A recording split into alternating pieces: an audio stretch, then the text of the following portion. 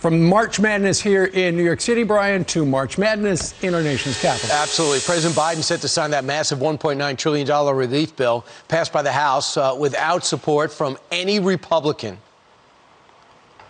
We're about to pass a historic, the most progressive bill in American history, and the president will sign it on Friday. We, of course, are moving full speed ahead on the implementation of the bill because we know the American people need help and need it as soon as possible. Even though we have not spent $1 trillion of the help we already gave them in December. Here to react, Louisiana GOP Senator, Budget Committee member, Senator John Kennedy. Senator, are you celebrating the greatest progressive bill in the history of our country? Well, I voted against it, Brian. President Biden says it's a coronavirus bill, and my response is right, you know, and the stripper really likes you. I said the other day that calling this a coronavirus bill is like calling Harvey Weinstein a feminist. It's just chock full of spending porn. And the parts of it I like. I like trying to help people who are unemployed, and I like trying to help our small business people, especially our restaurants. But I don't understand why we have to give bucket loads of money to prisoners. Why do they need help? I don't understand why we have to give money to people who run our country illegally. I don't understand why we have to give money to states whose revenues have gone up. California. I don't understand why we have to give $130 billion to schools that refuse to open. I don't know why we have to pay reparations. This bill has a reparations provision.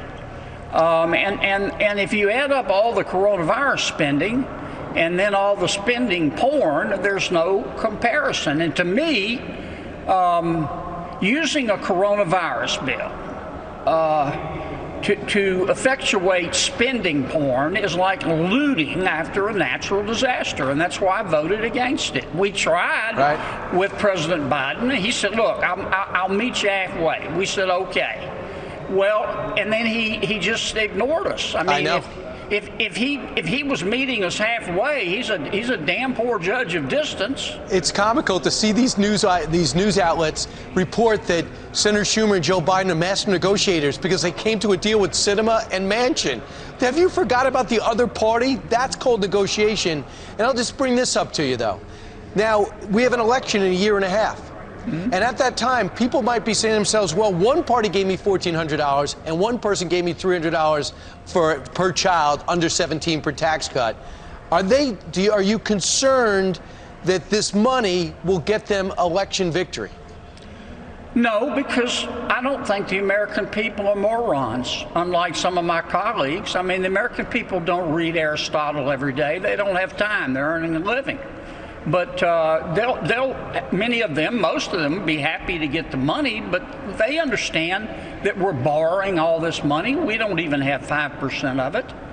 And what I would like to see is President Biden call a press conference and answer these kinds of questions. But I think it's just a shame that how can I put the Secret Service heroically jumps in front of President Biden if a reporter tries to ask him a question. It's unbelievable. You know, sometimes you don't hear it, you could walk away, but this time he stared right at the press and walked away.